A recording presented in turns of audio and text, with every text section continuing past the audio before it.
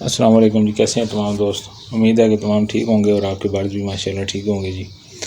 دوستو، آج کی ویڈیو میں ہم ایک ایسے وہ ٹاپک کے اوپر بات کریں گے کہ جس کی وجہ سے اس برڈس کی ہابی میں وہ ہم تمام لوگ وہ کامیاب بھی ہوتے ہیں اور ہو سکتے بھی ہیں۔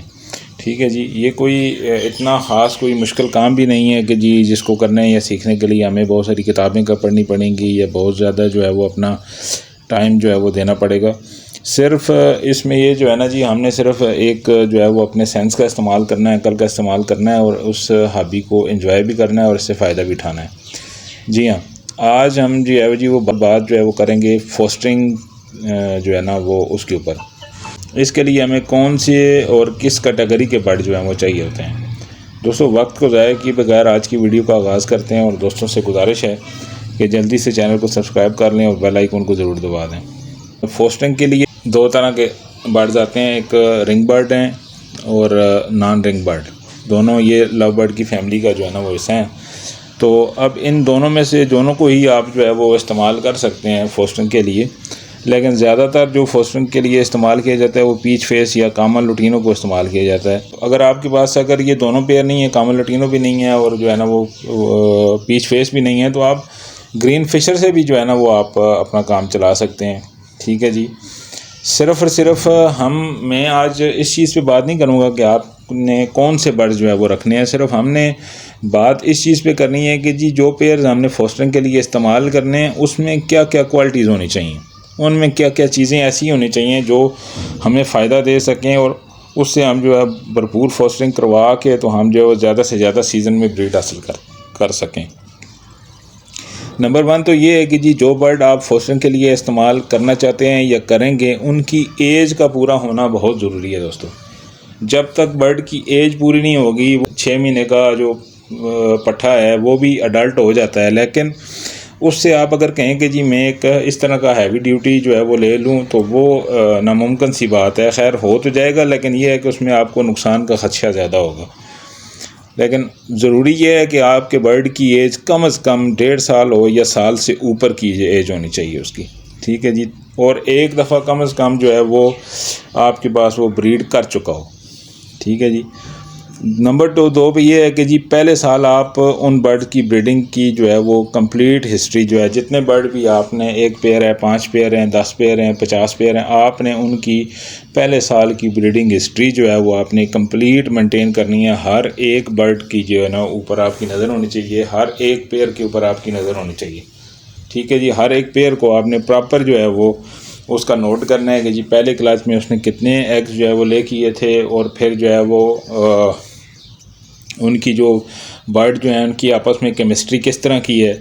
پھر وہ جب اس نے ایگز لے کیے ہیں تو کیا اس نے 5-6 ایگز جو بھی لے کیے ہیں اس میں سارے کے سارے اس نے ہیچ کیے ہیں۔ ٹھیک ہے جی، پھر جب بچے آپ کے ہیچ ہو گئے ہیں تو ان میں سے کتنے بچے ہیں جن کو اس نے وہ پالا ہے، بھرپور طریقے سے فیڈ کروائی ہے اور وہ سیلف ہوئے ہیں۔ ٹھیک ہے جی، یہ ساری چیزیں آپ نے اس پیئر کی وہ نوٹ کرنی ہے۔ پھر نمبر 3 پہ جو بات آتی ہے وہ یہ ہے کہ جی پیرنٹس جو فیمیل وہ اسپیشلی جو فیڈ کرواتی ہے وہ کیا بچوں کو فیڈ ٹھیک کروا رہی ہے، پوٹا بھرا ہوتا ہے۔ اب اس میں 2 چیزیں ہوتی ہیں کہ ایک تو یہ کہ کچھ فیمیل جو ہوتی ہیں وہ بچوں کو وہ کوشش کرتی ہیں کہ وہ ہر ٹائم پہ فیڈ کروا کے رکھیں، بچے ان کے وہ بھوکے نہ ہوں۔ دوسرا یہ ہوتا ہے کہ بعض اوقات فیمیل بچوں کو فیڈ کم کرواتی ہیں۔ ٹھیک ہے جی، جس سے بچوں میں وہ کمزوری آتی ہے، بنسبت اس کے کہ جو فیمیلز اپنے پٹھوں کو بچوں کو فیڈ زیادہ کرواتی ہیں ان کی بنسبت یہ بچے کمزور بھی ہوں گے اور وہ بچے زیادہ ہیلدی ہوں گے اور جلدی سیلف بھی ہونے کی طرف آئیں گے۔ تو یہ ہوتا ہے کہ اس کے بنسبت جو فیمیل وہ اپنے بچوں کو وہ فیڈ کم کرواتی ہے تو وہ ظاہر ہے کمزور ہوں گے اور جلد سیلف بھی نہیں ہوں گے اور وہ آپ کو وہ پریشانی کا بھی سامنا کرنا پڑے گا۔ بس آپ نے دوستو چیک یہ کرنا ہے کہ کون سا پیئر وہ کیا رزلٹ دے رہے ہیں۔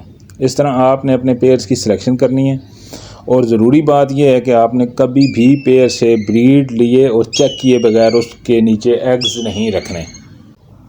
تو دوستو یہ تھا کہ جی آپ نے کبھی بھی جو پیئر ہے اس کو چیک کیے بغیر آپ نے اس کے نیچے ایگز نہیں رکھنے. یہ نہ ہو کہ آپ اپنے مہنگے پیئر کے جو ہے وہ ایگز جو ہیں وہ رکھ دیں اس کے نیچے ایک جو انمیچور برڈ ہوگا یا پیئر ہوگا اس کے نیچے جس کو آپ نے آزمایا نہیں ہوگا, تو یہ نہ ہو کہ جی آپ کے جو ایگز ہیں وہ ضائع ہو جائیں. تو اس لیے اس بات کا جو ہے وہ بار بار تذکرہ کیا جاتا ہے, بار بار یہ بات کی جاتی ہے کہ یہ ایک صبر آزما کام ہے. شوق رکھنے والے بندے کے علاوہ اس میں کامیابی جو ہے وہ بہت مشکل ہے. تو اس لیے یہ چیزیں جو ہے یہ ضرور پہلے چیک کر کے اس کے بعد اپنا جو ہے وہ آپ برڈ سے کام لیں. اب آتے ہیں جی دوسرے حصے کی طرف کہ جی پیچ فیس جو ہے وہ برڈ کا موازنہ کرتے ہیں کہ جی وہ کس طرح کا برڈ ہوتا ہے اور اس سے ہمیں کیا فائدہ حاصل ہو سکتا ہے. چونکہ جو پیچ فیس ہوتا ہے جی وہ ایک بڑے سائز کا برڈ ہوتا ہے بنسبت عام جو ہمارے لو برڈز ہیں, یہ رنگ برڈز جو ہیں, ان کے بنسبت جو ہے وہ سائز اس کا زیادہ ہوتا ہے. تو اس لحاظ سے اس کی جو فیمیل ہے وہ میکسیمم انڈے جو ہے وہ ہیچ کرنے کی صلاحیت جو ہے وہ رکھتی ہے, اور اپنے بچوں کو بہت بہترین فیڈ بھی کرواتے ہیں یہ برڈز. چونکہ ان کا پوٹا جو ہے وہ اس کے پوٹے کا سائز بڑا ہوتا ہے, تو اسی حساب سے یہ اپنے چکس کو جو ہے وہ فیڈ بھی کرواتے ہیں. اور اس کا فائدہ یہ ہوتا ہے کہ اس سے پٹھوں کا سائز جو ہے وہ بہت بہترین آتا ہے اور صحت مند بھی ہوتے ہیں, اور جلدی جو ہے وہ ماشاءاللہ وہ سیلف بھی ہو جاتے ہیں. تو اس کے ساتھ ساتھ یہ ہوتا ہے کہ جی جو برڈ نے تو اپنا ظاہر کام کرنا ہی کرنا ہے, لیکن آپ کی بھی برڈ کے ساتھ ایک ہیلپ ہوتی ہے. وہ آپ نے کیا کرنی ہے کہ آپ نے سافٹ فوڈ جو ہے وہ آپ نے اس کو جو ہے نا وہ دن میں کم از کم 2 دفعہ ضرور پرووائڈ کریں, اور ایگ بریڈ کا استعمال کریں. اس سے جو ہے وہ بچوں کا سائز جو ہے وہ ڈیولپ ہوگا اور ان کی صحت جو ہے وہ اچھی ہوگی. تو خوراک جو ہے وہ آپ جو دیں گے اس پہ زیادہ ڈیپینڈ کرتا ہے کہ جی آپ جو ہے وہ صرف ایک سادے دانے کے اوپر بچوں کو پلوا رہے ہیں, یا آپ جو ہے وہ ساتھ اس کے جو ہے وہ سافٹ فوڈ بھی مہیا کر رہے ہیں بچوں کو, اس کو جو ہے نا پیئرس کو. تو دوستو یہ تھی چند ایک چیزیں کہ جو ہے نا جس میں جو ہے وہ ہم طے کر سکتے ہیں کہ جی ہم نے جو ہے وہ جو فوسٹر پیئر استعمال کرنا ہے اس میں کیا کوالٹی ہونی چاہیے اور وہ کس کیٹیگری کا ہونا چاہیے, اور اس میں جو ہے وہ اس میں کیا کیا جو ہے وہ چیزیں ہونی چاہیے. ٹھیک ہے جی, اس لحاظ سے ہم جو ہے وہ اپنے فوسٹر پیئر کا جو ہے انتخاب اچھے طریقے سے کر سکتے ہیں اور پھر زیادہ فائدہ جو ہے وہ اٹھا سکتے ہیں. تو امید کرتا ہوں کہ آپ جو ہے وہ اس ویڈیو سے ضرور فائدہ اٹھائیں گے, اور ویڈیو اچھی لگے دوستوں تو اپنے دوستوں کے ساتھ شیئر ضرور کیا کریں, اور اپنے کمنٹس کا اظہار ضرور کیا کریں, اور جو ہے ویڈیو کو لائک کر دیا کریں. اس سے جو ہوتا ہے وہ ایک حوصلہ افزائی ہوتی ہے ویڈیو بنانے والے کی, اور وہ نیکسٹ اس سے بھی اچھی ویڈیو بنانے کی طرف جو ہے وہ غور ضرور کرتا ہے. اور چینل کو سبسکرائب کر دیا کریں. دوست احباب ویڈیوز کو دیکھتے رہتے ہیں لیکن چینل کو سبسکرائب نہیں کرتے. چینل کو سبسکرائب کر دیں, یہ بھی ایک جو ہے وہ موٹیویشن ہوتی ہے ویڈیو بنانے والے کی. وہ یہ موٹیویشن آپ کی طرف سے جو ہے وہ بہت ضروری ہوتی ہے. جس طریقے سے اسٹیج کے اوپر جو ہے وہ بندہ جو ہوتا ہے وہ ایک تقریر ہی کر رہا ہے, تو اس کو جب تک سامنے والے جو ہے وہ کلیپنگ نہیں کریں گے تو کلیپنگ سے اس کو اندازہ ہوتا ہے کہ میں جو بات کر رہا ہوں وہ اگلے بندے کے جو ہے وہ ذہن میں پوری جا رہی ہے اور وہ اس سے مستفید ہو رہا ہے. تو یہ ایک جسٹ کلیپنگ ہوتی ہے جو آپ لوگوں کی طرف جو ہے وہ چاہیے ہوتی ہے. تو یہ تھی آج کی ویڈیو جی, امید کرتا ہوں کہ آپ کو پسند آئی ہوگی. اپنا اور اپنے برڈز کا, اپنے والدین کا بہت زیادہ خیال رکھیں, اور اللہ پاک ہمیں اور ہمارے برڈز کو اور ہمارے ملک کو اپنے حفظ و امان میں رکھے. ملتے ہیں نیکسٹ ویڈیو میں کسی اچھے اور بہترین ٹاپک کے ساتھ. تب تک کے لیے فی امان اللہ.